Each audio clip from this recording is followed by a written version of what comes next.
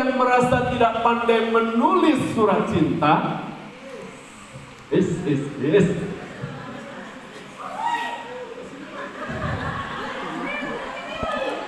itu nggak apa-apa, karena tidak semua orang suka menulis surat. Karena dari SMP saya punya banyak sahabat pena, saya taklukkan istri saya dengan surat cinta. Tapi kan nggak semuanya begitu. Yang penting bagi anak-anak, indah makna, bukan indah kata. Maka indah makna itu yang penting ada tujuan, ada nilai, ada apa tadi, pesan-pesan teman-teman tadi sampaikan. Bukan sekedar kalimatnya indah-indah, bahkan anak-anak nggak butuh. Kalau Bunda perhatikan lagu-lagu yang banyak saya ciptakan, kalimatnya kalimat obrolan biasa. Minggu yang lalu aku diajak ayah pergi tamasya ke kebun binatang, melihat-lihat aneka binatang. Itu biasa kayak orang ngobrol. Atau ketika Pak Polisi, sahabat kami, Bu Polisi, sahabat kami. Yang positif itu kadang lebih penting untuk anak-anak daripada sekedar jujur. Kalau Anda bikin lagu itu harus jujur. Anda bikin lagu tentang polisi pasti tidak seperti Kak Adi tadi.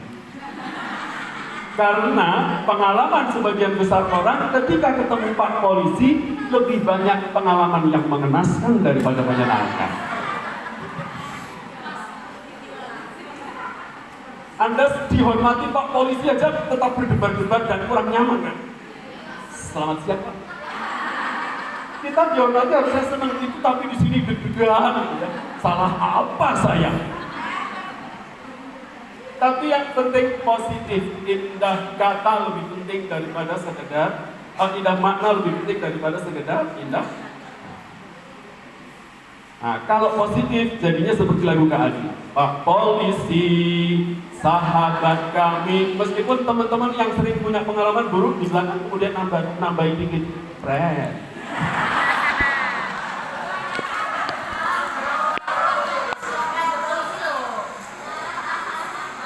Ya kami juga punya keluarga polisi. Atau kalau mau jujur bikin saya sendiri, Pak Polisi menilang kami. Pasti begitu ya. Pengalamannya lebih banyak ke sana. Tapi lagu ini pernah menyelamatkan seorang sahabat guru kita di hulu Sungai Selatan. Ketika Kak Adi kedua kali ke sana, beliau sengaja menemui saya. Kak Adi, terima kasih lagu Pak Polisinya Kak Adi. Kenapa Bun? Berkat lagunya Kak Adi yang Pak Polisi itu, dia terima. Suatu pagi beliau berangkat ke TK lupa nggak pakai helm.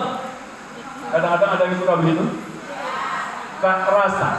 Di lampu merah, ketika Pak Polisi jalan perlahan mendekati, dia baru sadar kalau kepalanya mundur.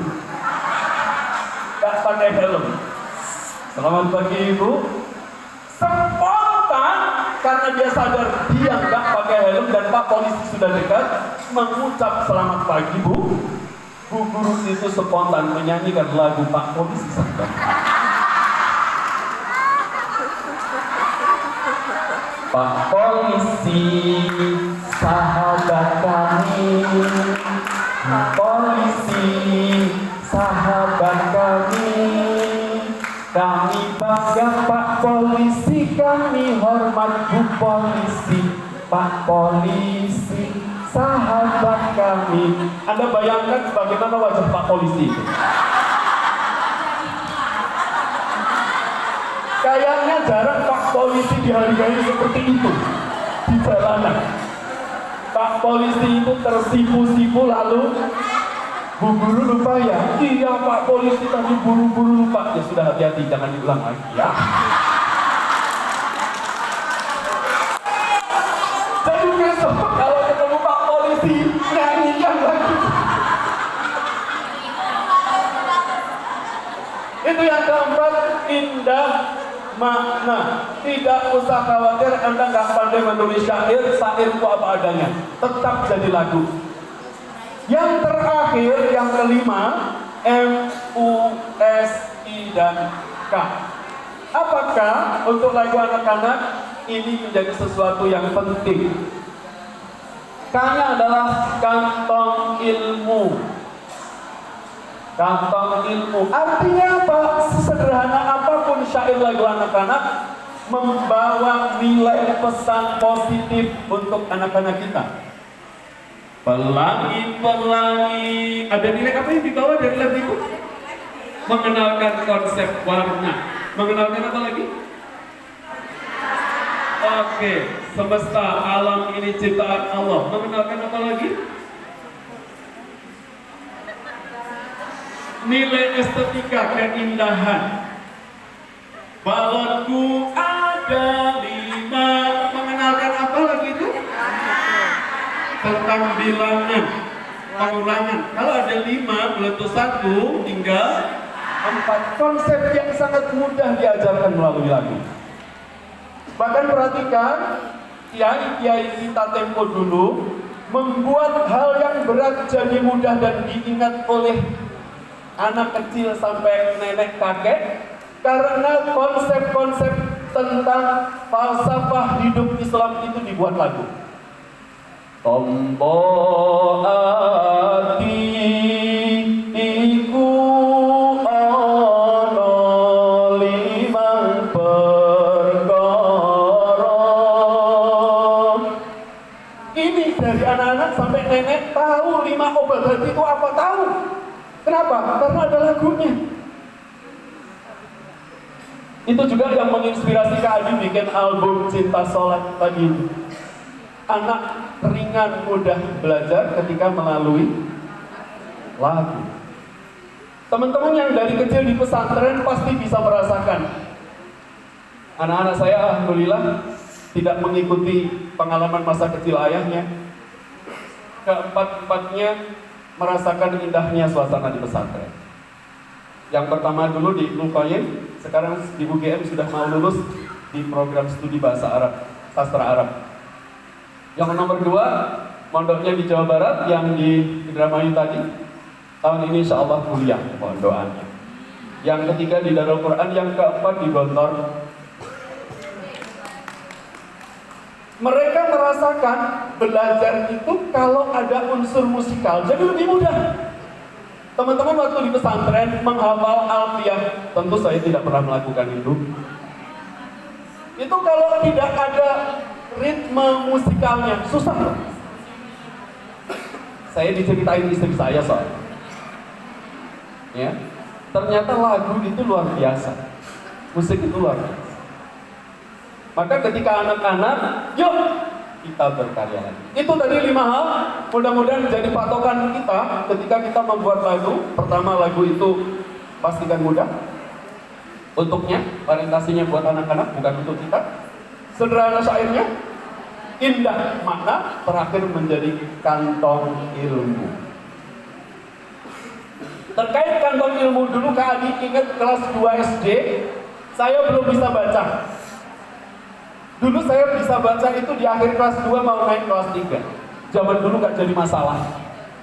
Ya kan, Bud? Iya. Nah, kalau ujian dulu namanya THB, tes hasil. Saya ingat ada pelajaran PMP dan sebuah soal itu kurang lebih begini. Dasar negara kita adalah titik-titik. Jawabannya? Ya, Anda sekarang tahu semua. Anak kelas 2 mikir. Untuk memastikan itu, saya nyanyi dalam hati. Sabda Pancasila adalah pendukungmu, patriot proklamasi, sedia dan membantumu. Pancasila dasar negara. Pancasila dasar negara. Kenapa? Karena saya waktu itu masih sering kebolak-balik antara dasar negara, lambang negara, dan kalau Bhinneka Tunggal Ika apa? Semboyan. Itu kadang-kadang waktu itu saya masih bingung. maka saya harus nyanyikan. Ya. Yuk, jadilah inspirasi untuk murid-murid kita, menumbuhkan keyakinan dia bahwa dia bisa melakukan apapun. Barangkali akan tumbuh lagi manusia-manusia seperti murid saya di kelas 5 tadi, jadi manusia-manusia jenius baru.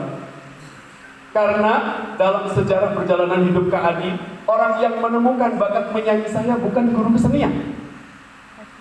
Di SD saya mengumpulkan banyak trofi kejuaraan untuk lomba melukis, lomba mewarna, lomba desain. Tapi kemudian di SMP bakat saya menyanyi ditemukan bukan guru kesenian yang menemukan, tapi guru sejarah.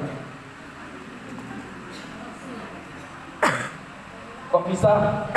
Saya khawatir kalau guru TK sudah semakin tidak suka menyanyi, jarang-jarang mengajak anak menyanyi. Dulu semua guru mengajak kita menyanyi, betul? Guru matematika saya, Bu Haris, kalau lihat murid-muridnya sudah capek, yuk kita nyanyi dulu. Guru olahraga saya, Pak Sigit, di lapangan habis kita olahraga, kita nyanyi, itu sering. Guru sejarah saya masuk kelas dan tiba-tiba kelihatan dia capek, anak-anak sambil batuk-batuk gitu. Hari ini satu persatu maju ke kelas menyanyi, Bu Mami nilai. Zaman itu anak-anak tidak seperti murid-murid zaman sekarang. Kalau nggak ada hubungannya anak sekarang protes. Ini sejarah kok malah suruh nyanyi satu-satu. Bu Mami punya cara untuk membuat kami kemudian, oh ya logis. Lagunya lagu perjuangan ya?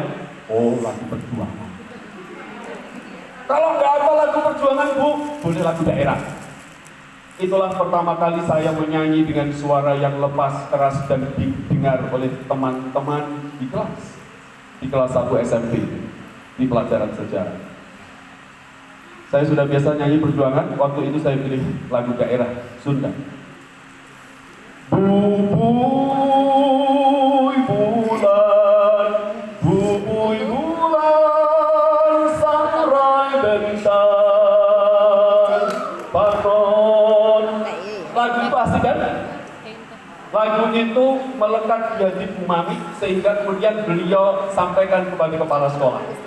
Ketika Porseni Kabupaten tiba, saya ditunjuk untuk mewakili lomba menyanyi. Saya awalnya yakin ketika dipanggil saya ikut atletik. Karena sebelumnya saya pernah punya 2 medali dari lari jauh dan lompat tinggi. SMP tinggi badan saya 172 cm. Dan saya bisa melompati mistar 175 cm. 3 cm di atas tinggi badan saya. Maka saya yakin banget saya ikut atletik. Tapi ternyata enggak. Mas Adi ikut nyanyi, gak mau Bu. Saya tidak membayangkan betapa beratnya menyanyi. Tapi kepala sekolah dan Bu Mami meyakinkan. Kata kepala sekolah, Ibu sudah dengar dari Bu Mami. Kata Bu Mami, suaramu itu keras. Jadi saya dipilih bukan karena suara saya merdu, tapi karena suara saya keras. Apa bukti suara saya keras? Saya waktu itu kelas 1H. Pas habis nyanyi istirahat, teman-teman heboh. Teman-teman yang 1A mendengar suara saya. Jadi tidak diragukan kerasnya. Lomba pertama pengalaman seumur hidup itu tidak akan saya lupakan. Lagunya waktu itu karena dekat dengan momen Agustus, lagunya yang dipilih adalah kebanyakan lagu-lagu perjuangan. Saya memilih lagu Indonesia Pusaka. Diiringi permainan gitar teman saya sekelas. Tahu lagu itu? Berbeda dengan para peserta yang lain, begitu dipanggil mereka memegang mikrofon, lalu mengikuti alunan musik dengan lembut dan santai. Suara keluar dengan enaknya. Saya tidak, saya belum pernah menyanyi di depan umum. Saya tidak punya keberanian bergerak. Mikrofon saya biarkan berada di standing. Saya berdiri seperti komandan peleton. Sepanjang menyanyi dari awal hingga selesai, sama sekali tidak ada satupun gerakan kaki saya ke samping. Yang ada adalah gerakan kadang-kadang tidak terduga ke depan dan ke belakang. Karena tubuh saya yang kurus diterpa kipas angin di belakang saya. Jadi gerakannya cuma begini-begini aja.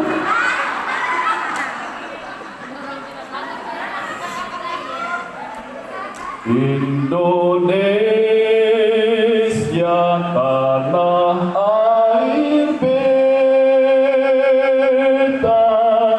pusaka abang.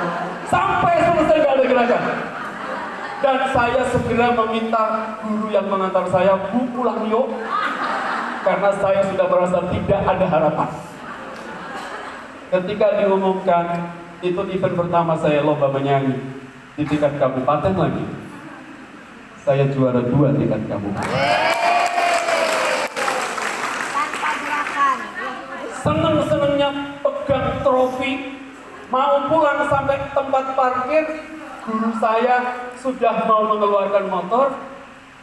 Salah satu bapak juri yang menilai lomba itu juga mengambil motor.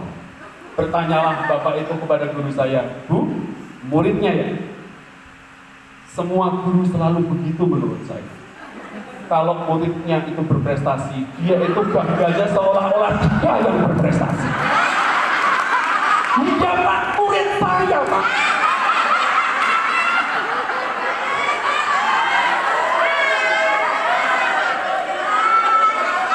SMP 1 Pak, SMP 1. Wah, yang menang saya.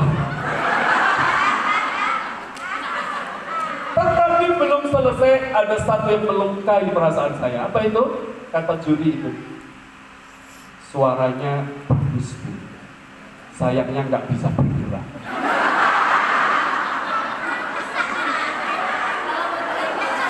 Ketika murid Anda punya prestasi, fokuslah pada prestasinya, nggak usah lihat yang lain-lain. Itu membuat saya kayak dejavu, seolah-olah saya pernah mengalami yang seperti ini kapan ya? Waktu kecil. Dan saya ingin mengalahkan apa kata-kata juri itu. Tapi saya butuh waktu.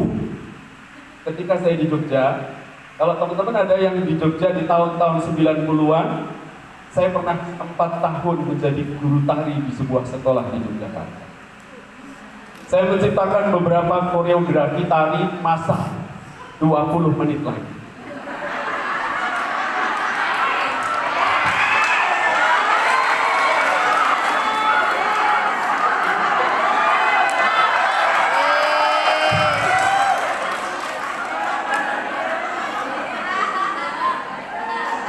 Iya begitu. Balik lagi. Maka kata-kata juri tadi saya patahkan, saya betul-betul jadi guru tari. Ya, saya punya 400 murid yang sewaktu-waktu diminta siap menari massal. Pernah di acara pembukaan jambore, pernah di acara porseni kayak gitu ya. Tapi jangan suruh saya menarikan. Sudah lupa.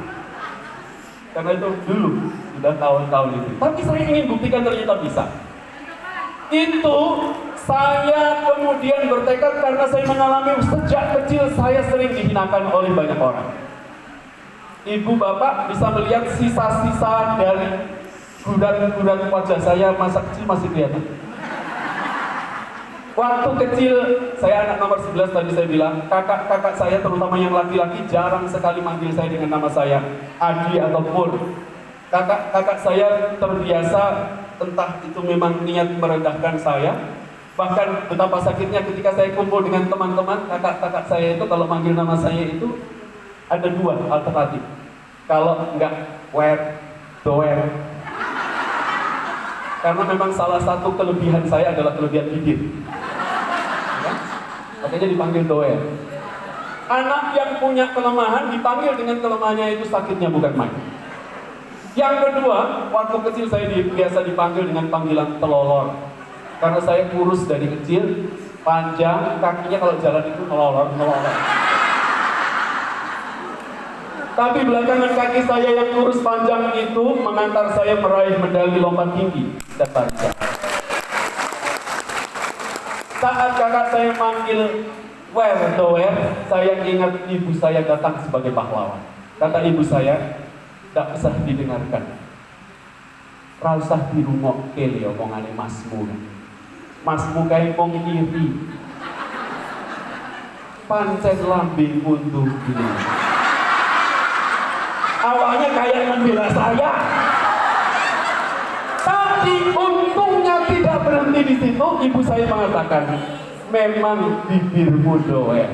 Tapi suatu saat nanti nak, kakak-kakakmu itu akan mendengar kamu bicara. Kamu nanti akan bicara di banyak tempat. Masya Allah, doa ibu itu luar biasa. Saya kalau ingat ketika saya ke berbagai daerah, saya ingat ibu saya 20 tahun beliau menjadi guru PNS, mengayuh sepeda ontanya itu 27 km pulang pergi. Saat saya lelah, saya ingat beliau sebagai guru perjuangannya jauh lebih berat daripada saya. Maka saya punya semangat lagi. Oke, teman-teman, udah bikin lagu? Insyaallah. Sekali lagi karena